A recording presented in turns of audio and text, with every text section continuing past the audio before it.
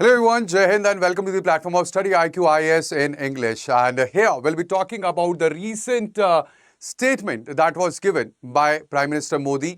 He was addressing the closing ceremony of Sikkim's Golden Jubilee of the statehood. Yes, that it has achieved 50 years as being a statehood in the Indian Union.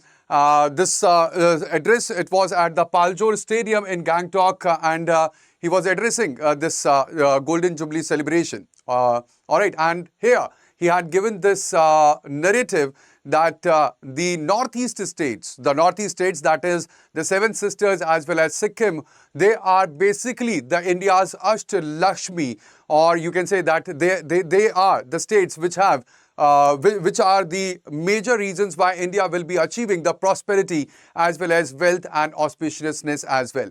Now, over here, he also have said that instead of Act East, we have to act fast as well. That is now the Act East policy of India had been upgraded, and this is now that we are seeing that there will be execution. Earlier we were focusing upon the engagement, but now there will be execution of the various policies that had been planned for the northeast states.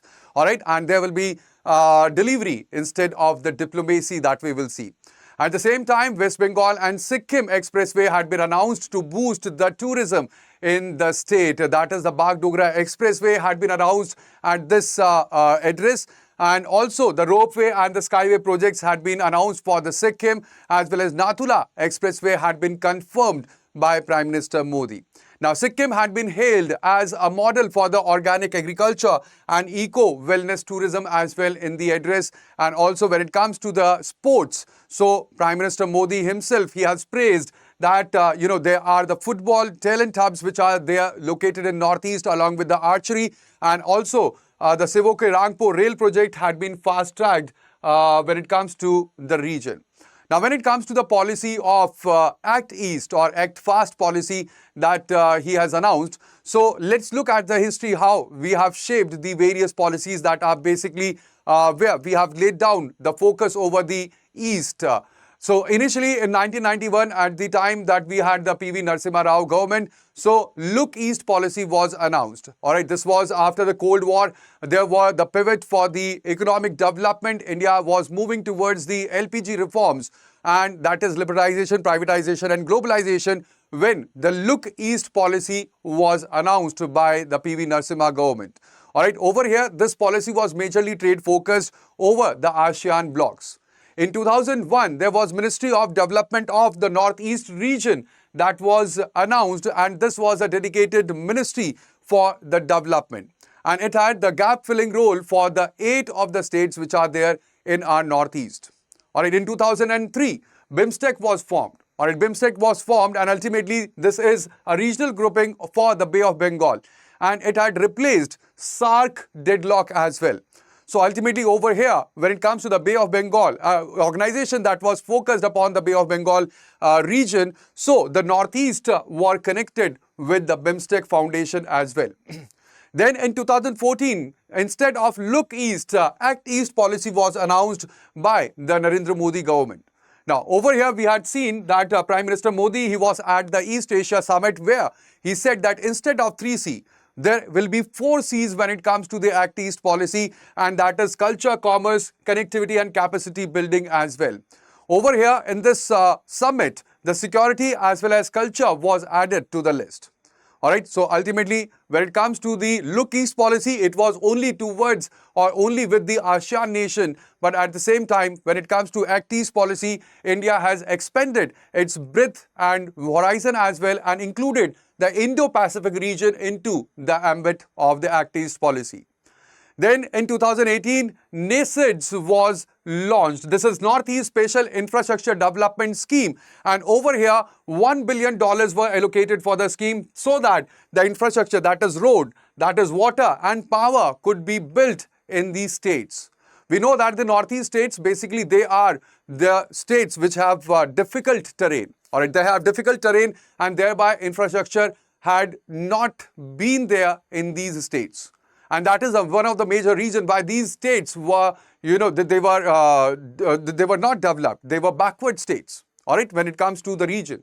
But again, because of the nascents, so infrastructure development had started in these states, and that is again where we are seeing that there will be boom in these 8 states that we will see in the upcoming months.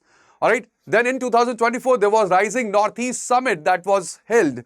And over here in this, the northeastern region, it was declared as front runner and not frontier. This was an investor summit where we have also seen that now Tata is planning that there would be a semiconductor plant that would be located in Assam.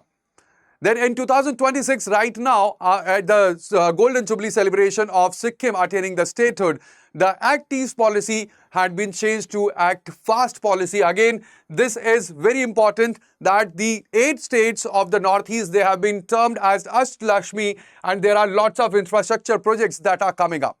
Now, when it comes to Ashtalakshmi, that is basically, Lakshmi is a goddess in Hindu, and Asht means there are 8 different, roops or faces of Lakshmi that over here Ashtalakshmi symbolizes. Now, this is the 8 pillars of the prosperity towards which the northeastern region, it will be moving ahead. All right, there would be connectivity. And when I say connectivity, it is not just rail, road and air, but even the digital connectivity will be focused upon.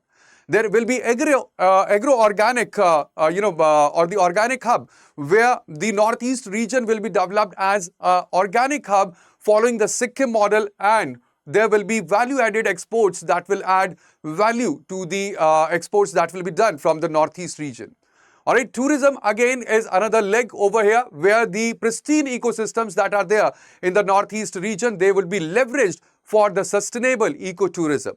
Also, when it comes to sports, we have seen that there is a very high potential when it comes to the sports in the northeast region. All right, and this is the powerhouse of the sports. So ultimately, we can tap into this powerhouse by developing sports like, for example, archery, like, for example, the football as well. And these are some of the sports where we have seen. And even when it comes to the sports in the region, we know about Mary Kom as well. So the boxing potential is also there. So there are lots of sports that could be developed in the region. And again, that is again one of the prosperity factor or the pillar that this region could have. Then when it comes to digital, there are, there would be IT enabled services and BPOs that will be located in these hilly states. And even this complete state has a very huge potential when it comes to the hydropower. All right, so we will tap or utilize the massive hydro power or the water resources for the energy production or energy security of India. And also this complete region, we have lots of tribes and they practice the folk arts. They practice the folk, there are lots of traditional arts which they practice. All right, so ultimately there will be globalizing of that local arts, bamboo products and handlooms. And ultimately this region, it could develop as an export engine as well. All right, but for the most important thing when it comes to these 8 pillars is the peace. That is, there should be political stability and as well as the removal of AFSPA, that is Armed Forces Special Power Act, through the dialogue. That is again very, very important over here. Now coming to the Ashtalakshmi, so this Ashtalakshmi also signifies the different forms of Lakshmi when it comes to these 8 of the states. These 8 states are in themselves, they are the forms of Lakshmi, and that is why again we can say Ashtalakshmi. All right, it is not just the pillars, not the 8 pillars, but the 8 states as well. Like for example, when it comes to Arunachal Pradesh, it is Dhan Lakshmi because over here hydropower potential is quite high. Also, this region is completely biodiverse. There is lots of biodiversity, and also it sits with the strategic border with the China and Bhutan as well. Then comes Assam. Assam is Dhanya Lakshmi because we know that Assam has tea estates. All right, there is the potential of the oil exploration as well in the state, where we have the oldest oil well that is located in the state. Along with that, we have the inland waterway that is located on Brahmaputra, and even it is the financial hub of the northeast. So therefore, this is Dhanya Lakshmi. Then Manipur is the Veer Lakshmi, all right, where we have the festivals like Shirui Lily Festival. There is sports culture in the Manipur as well as the Indo-Myanmar trade gateway is there, and Manipur signifies that it is the Veer Lakshmi of India. All right, at the same time, when it comes to Meghalaya, it is Gaj Lakshmi, where we have lots of or highest rainfall that happens in India, that is in monsoon ram, as well as we have the potential for the coal and limestone reserves are also located. There are lots of limestone caves which are there in Meghalaya region, and also there are significant root bridges, living root bridges, which had been there in the Meghalaya region. All right, then comes Mizoram. Mizoram is Sanatan Lakshmi, that signifies, or its economy is dependent upon bamboo, handicrafts, as well as it has border with the Myanmar and Bangladesh. Again, Mizoram is important northeastern state. Then we have Nagaland, which is Vijaya Lakshmi. Over here in Nagaland, we have, or it touches the, or it is included in the biodiversity hotspot region. There is Hornbill Festival, again, very important festival, and tribal governance as well. That is very important for the Nagaland. All right, then Sikkim. Sikkim is Aishwarya Lakshmi, where we have the first organic state in the complete India. All right, there is the possibility and the probability of boosting the ecotourism and Songmo Lake, and as well as it touches the China. So this is our Aishwarya Lakshmi. And then it comes Tripura, which is Adi Lakshmi. When it comes to Tripura, Tripura is where we have the connectivity to the Bangladesh border. Also, there are the laying rings that had been laid down between Agartala and Aghura as well. So, when it comes to this Act East policy, the momentum has been, the momentum had been sent to the globe when it comes to the address of Prime Minister Modi, where he said, instead of Act East, act fast. All right. So, this is based upon the 4C architecture or framework, that is commerce. When it comes to commerce, we know that ASEAN and India, they have signed the FTA, that is Free Trade Agreement in goods, services and investment. All right, there are border huts which had been opened along the northeastern borders. Even Mekong India Economic Corridor is there. And when it comes to the trade between India and ASEAN, so right now it is at $125 billion, and the target is to increase it to $200 billion as well. The second C is the connectivity. So for connectivity, there are lots of infrastructure projects which are being undertaken in the region. Like for example, Kaladan Multimodal Transport Project is there. Then IMT, that is India, Myanmar, Thailand Trilateral Highway. Then there is the rail link that connects Agartala to Akhora, which is there in Bangladesh, and Siwoko Rangpo Rail or the Sela Tunnel, which are there. Again, they are the important infrastructure projects that had been taken in the region. Then the another C is the culture, where we can utilize the Buddhist heritage diplomacy. There are lots of monasteries which are located over here, and again that signifies, or it will boost that culture. Along with the culture, it will boost the tourism sector of the region as well. The Indian Technical as well as Economic Cooperation, that is ITEC program, is also over here. That is very important for capacity building, and there are ancient shared civilization links that we have ASEAN, and they can be tapped upon for the better connectivity into the region. Then there are the people-to-people exchanges, student scholarships as well, that boost the culture in the region.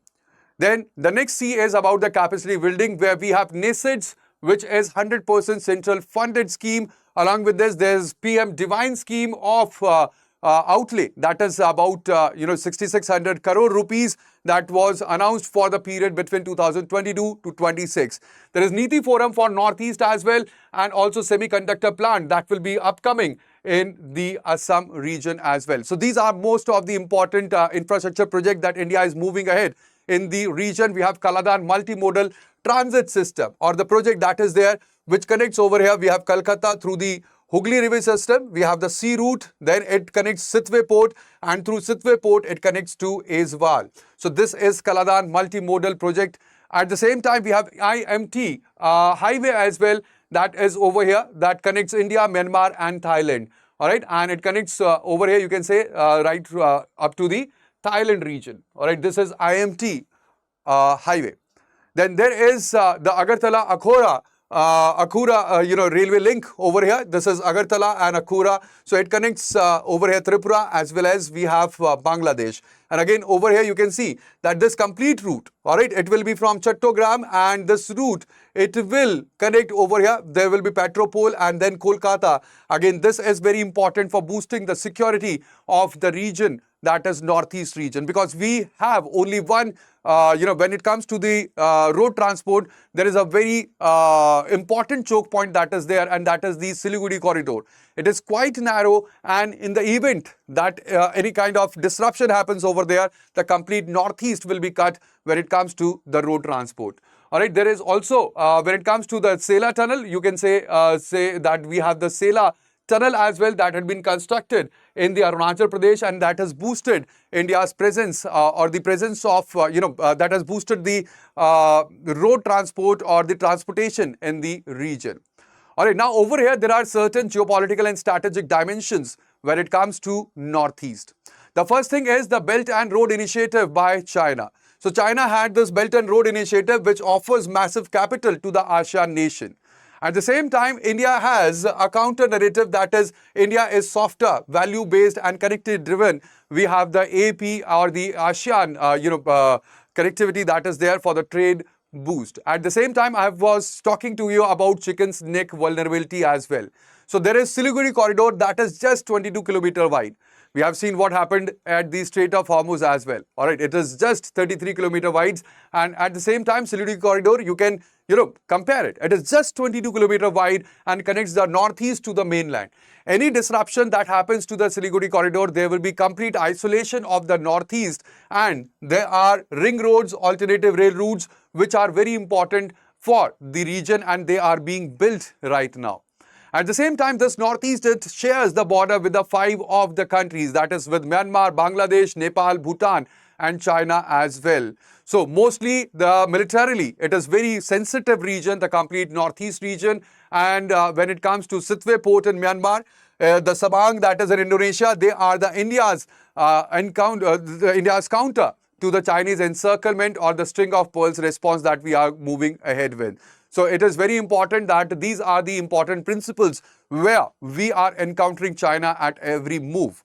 So when it comes to the strategic assets, that is the front line with China, that where we have the Tawang and the Galwan proximity that is there.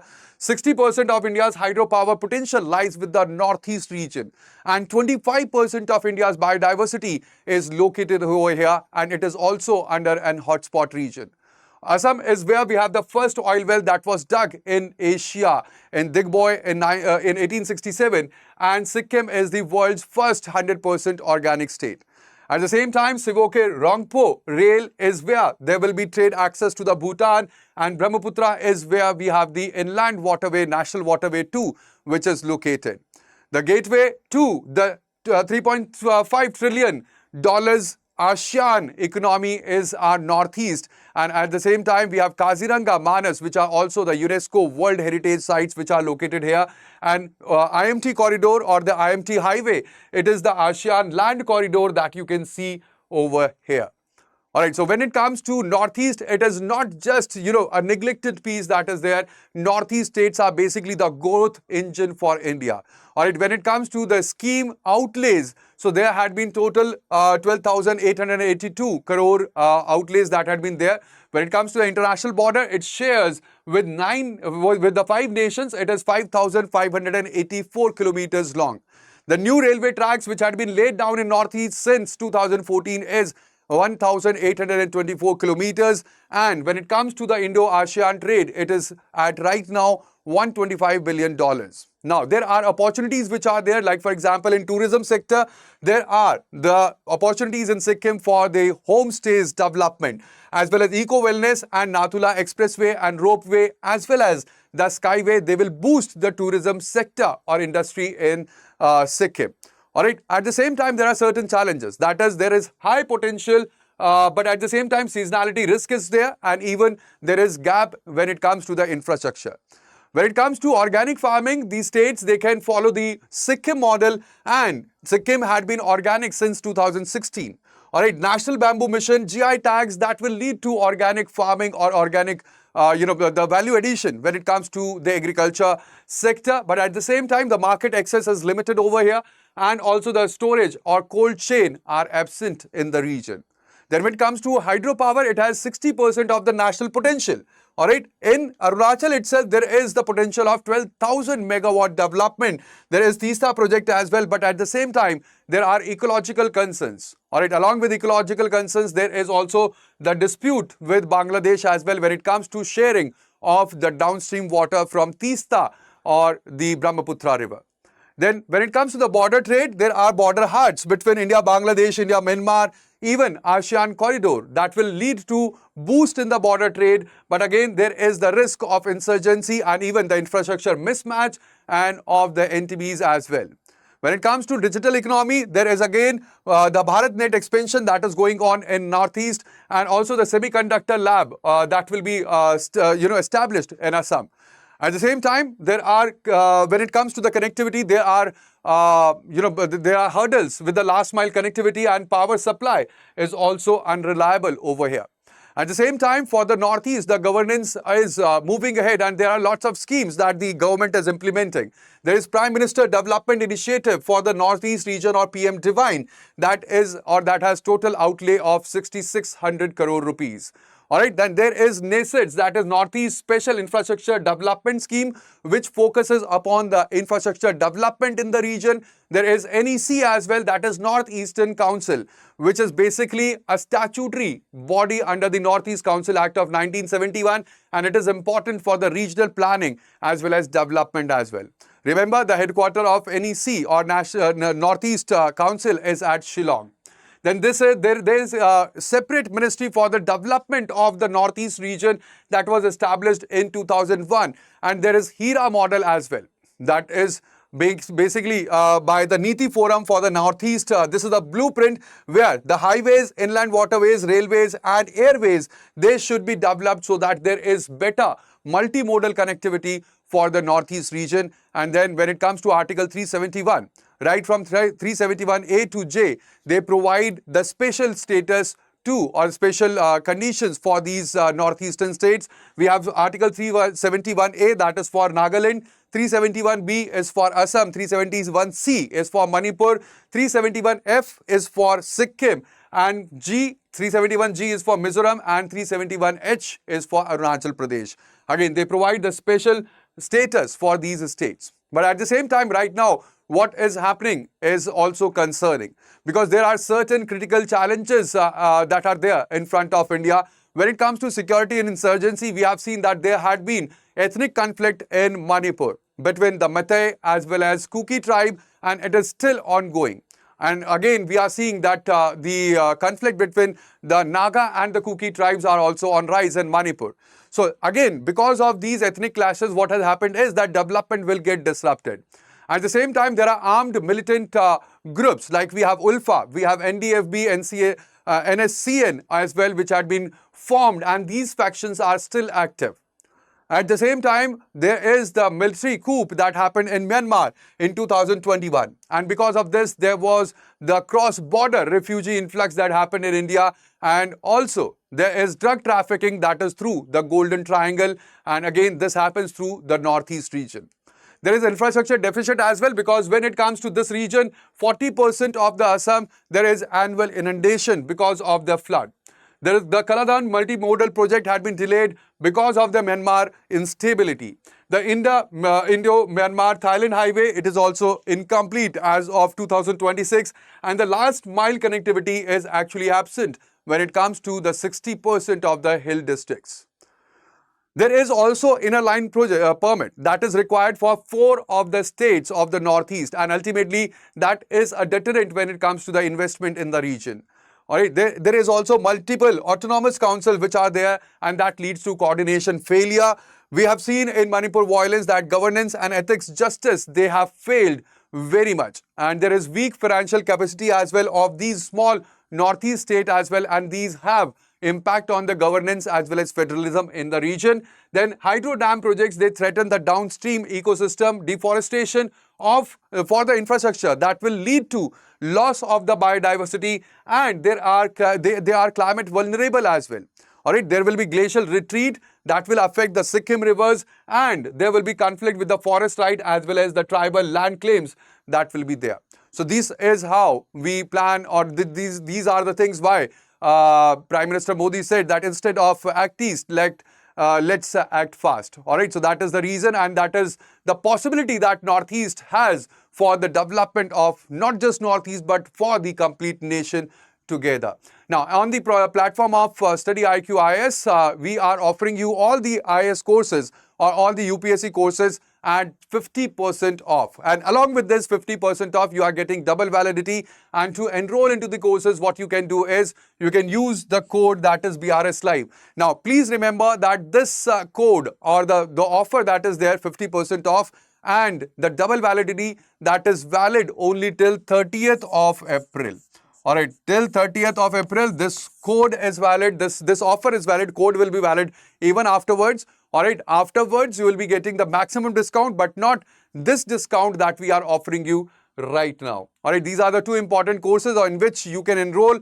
That is GS Resolution batch or the GS Foundation Resolution P2I batches. You can enroll into them. And again, before enrolling, before paying for the subscription, remember to use the code BRS Live. That is again very, very important. So that would be all in this session. Thank you very much, guys, for joining me over here. Thank you. Bye-bye. Take care and Jai Hind.